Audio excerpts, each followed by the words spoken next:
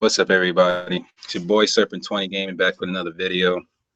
Um, I just want to give you guys my overall, well, not my overall, but my first impressions of Recore. I just recently, well, I played it for a few hours. I have the live stream up on Twitch. The site to go there will be on the description box down below, so you can check it out for yourself. Um, what I think about the game, I think it's all right. It's an okay game, you know. Of course, most games have their flaws and whatnot, but for the overall thing, it's you get what they've been promoting, which I like. You know, like you don't have these people constantly lying to you, like No Man's Sky. But let's move on to that. Um, the gameplay itself, right? So you take the role of this young lady called named Jewel. You just start out just out this uh out this big world map.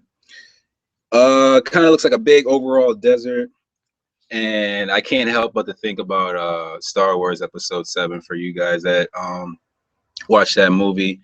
I got a similar feel from that movie. I see it played like somewhat of a role with this game, and I don't know if it was intentional or not, but that's the feeling I'm getting from playing this game. Now, I believe I only played it for like maybe about, I want to say 2 hours at the most.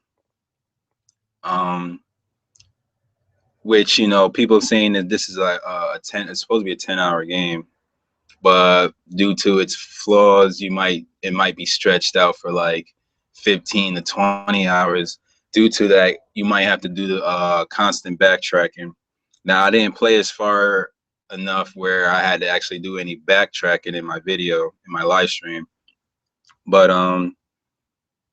you have companions with you. I guess you can have up to two robots at a time, but I only had one throughout the my live stream. And you have to mix up your weaponry depending on the enemies you see. Um, they are highlighted in different colors. I believe red, yellow, and blue. And I think white is just non.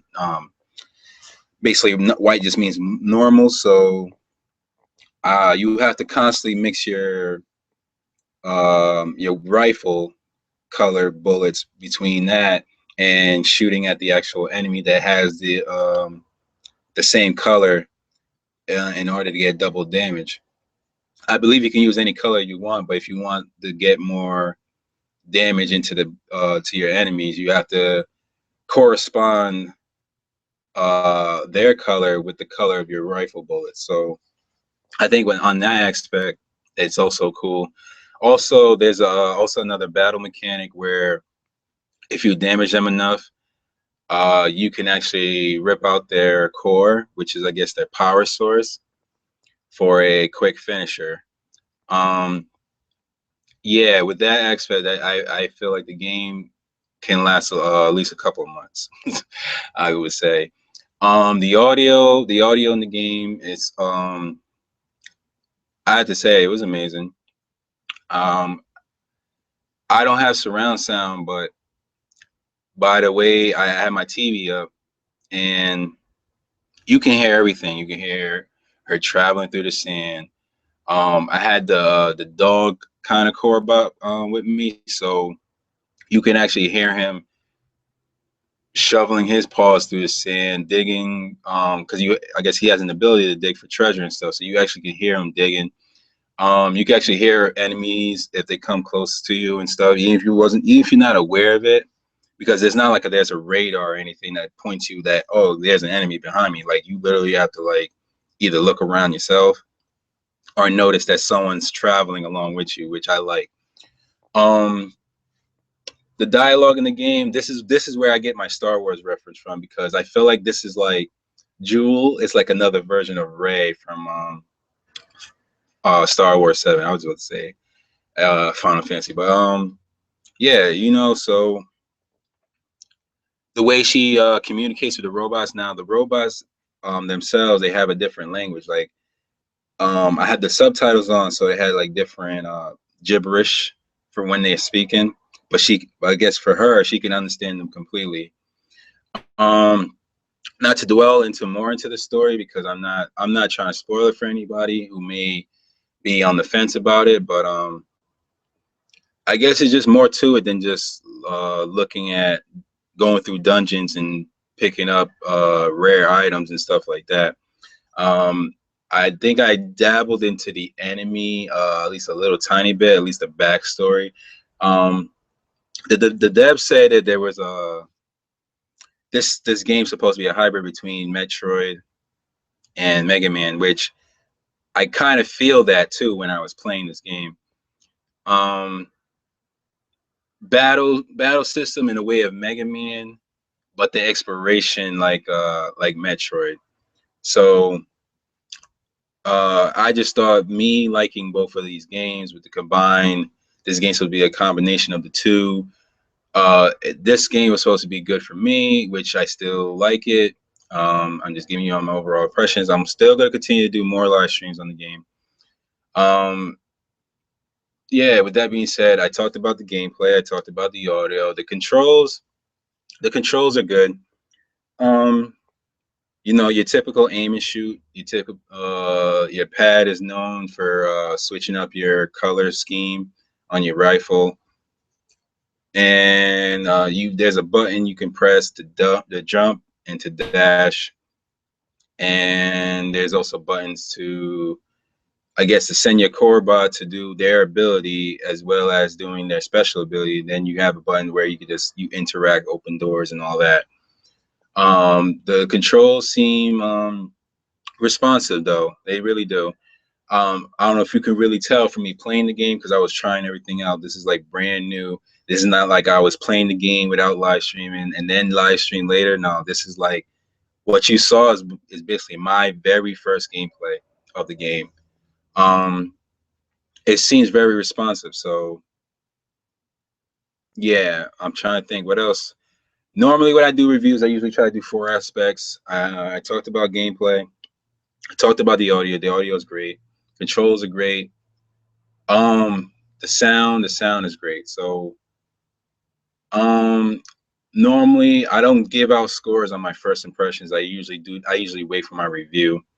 Um, I seen that GameSpot already gave a review about it already.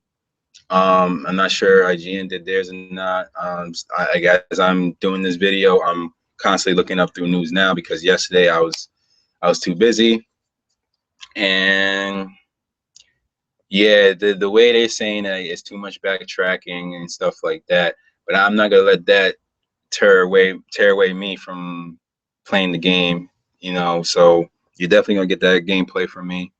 So I just want to give you my guys my first impression. The game is great. It's only $40.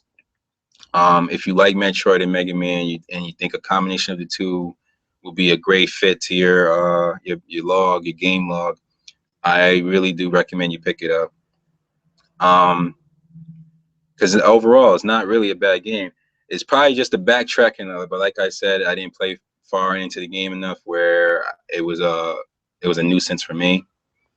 You're constantly doing shooting, pickups, and oh, also you can also upgrade your robots as well. Give them parts. Um, and also upgrade them to make them more stronger. Able like they have three aspects to them as well. I believe it's attack, defense, and energy. I believe so. And I think energy is the aspect where they can recharge easily. They can do their special moves easily within each time you press their button to do it. So you level that up, they constantly can get theirs refilled to constantly go and attack. The attack obviously to make them stronger. The defense obviously to make sure they can take attacks and not die out because you also have their life bar as well as yours. So you always got to make sure they're okay as well as your own safety. So with that being said, I'm going to end the video like that. And I hope you guys enjoy. Please subscribe to my channel. Like if you like it. And that's it, y'all. Follow me on Twitch if you want to constantly get notifications. So whenever I do my Recore gameplay, because that's what I'm gonna probably be doing until yeah, I don't know when. I'll probably be playing until I beat it. Because I can't think of any Xbox games that I'm trying to think on the top of my head that I want to get right away. Because I think the rest is probably for me for play. Oh yeah, till Gears 4. Yeah, there we go. Till Gears 4 comes out next month. So that's it, and I'm out. Peace.